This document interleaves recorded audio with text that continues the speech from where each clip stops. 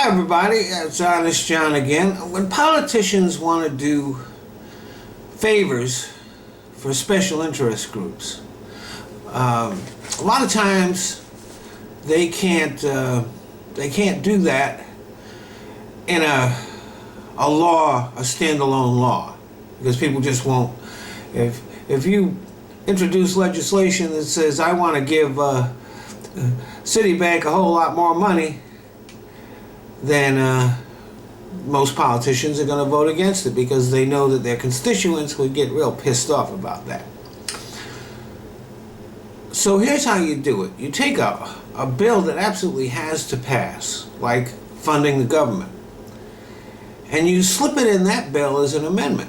And that's what's been going on in Congress for the past week or so in dealing with the spending bill that it's called the Cromnibus spending bill, that would keep the government funded for another year. Or actually, it's not even a year, it's some 3 or 4 months, I don't know exactly what. In order to avoid a government shutdown, this bill has to pass. So there are all kinds of amendments in there which basically benefit Wall Street and screw us over. One example is you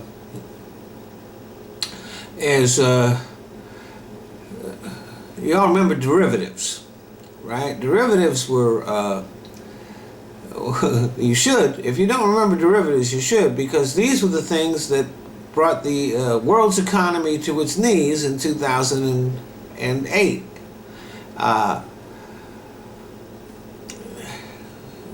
These are financial instruments that are basically impossible to understand. They're a combination of debt and all kinds of things that you wouldn't invest in individually, all packaged together and sold. And people gamble on these things, and when all that bad debt couldn't be paid for, well, the economy almost broke down. So after the financial crisis, there was a bill called Dodd-Frank passed, which was an attempt to reform Wall Street. It didn't go anywhere near far enough. The banks are still way too big, and there's still a whole lot of risk-taking. But one of the things that it did do was it said, well, these derivatives, if you want to play with them, you have to play with your own money. So derivative accounts have to be kept separate from their other accounts, so that, for example, if you have your money in Citibank, your money is not at risk if your bank is investing in derivatives. Well, Citibank wrote an amendment that repeals that. That would bring things back to the point where if the derivative market goes down, the government will have to bail Wall Street out again, because if they don't, a whole lot of people will lose all their money from these banks. So they snuck that into the spending bill, and it looks like it's going to pass, although there's still some questions about that, because some Democrats and even a few Republicans have joined in fighting this stuff. Another thing that's in the bill is if you have a pension from a company. There was a law that protected your pension. Well, there still is a law that protects your pension. In other words, the pension is an agreement, it's a contract. And if you are guaranteed a pension, then that guarantee is supposed to continue for the rest of your life. Well, they slipped another thing into this spending bill that would end that guarantee on your pension. Companies, the people who work for companies all their lives, all of a sudden they might get a check in the mail one day and find out that they're getting half of what they used to get. Yeah. Again, this is not something that benefits regular people. It's something that benefits the fat cats.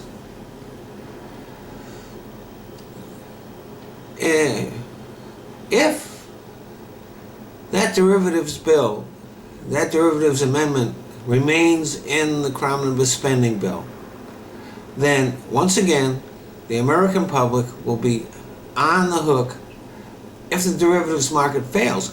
But until then, these banks are going to make huge profits on this gamble. But eventually, the derivative market will crash, and instead of the fat cats losing their money, it'll come out of our pockets. This is socialism for the rich. All those people that complain about socialism, this is the worst kind of socialism.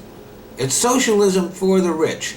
They get all the profit, but they won't be risking anything. So it looks like this bill is probably going to pass. And if it does, it will be a betrayal of the American people. And you have to remember that even though it was the Republican House leadership that snuck all that stuff into the bill, that the Obama administration is fine with it. And I've always felt that Obama and especially Eric Holder were way too close to Wall Street, which was why not enough people, hardly anybody, was punished for all the criminal activity that brought the economy down. So, and even though it passed the House, even though the spending bill passed the House with mostly Republican votes, there were enough Democrat votes to help pass that bill. And those Democrats were the ones who had received money from Wall Street. See, here's another thing that's in the bill, and it's no coincidence. There is a bill is an amendment to the bill which would raise the cap, which is already way too big, on how much rich people can give to politicians. Now, we've already seen how corrupt the system has gotten since Citizens United. That our system is just totally corrupt. It's rotten to the core. And this was because we have the 5 conservative justices on the Supreme Court who are corrupt themselves. And we already know that Clarence Thomas and Antonin Scalia took money from the Koch brothers before the Citizens United case came before them. So, you know, sometimes I think that that eventually things are going to get violent because people are going to run out of peaceful options. But maybe we don't have to, because here's something that we all can do. If you have your money in Citibank or Bank of America, Wells Fargo, Chase Manhattan, any of the big banks, I might have left out a couple, but any of the big banks, if you have any of your money there, take it out. Close your account. Put your money in a savings and loan, or in a credit union, or even a small local bank. But everybody needs to take their money out of those big banks, because those big banks are the ones that play the stock market. Those big banks are the ones that use your money to gamble, that will use your money to gamble with. But you know what? If you take away that money, then they can't gamble with it. Thanks for listening.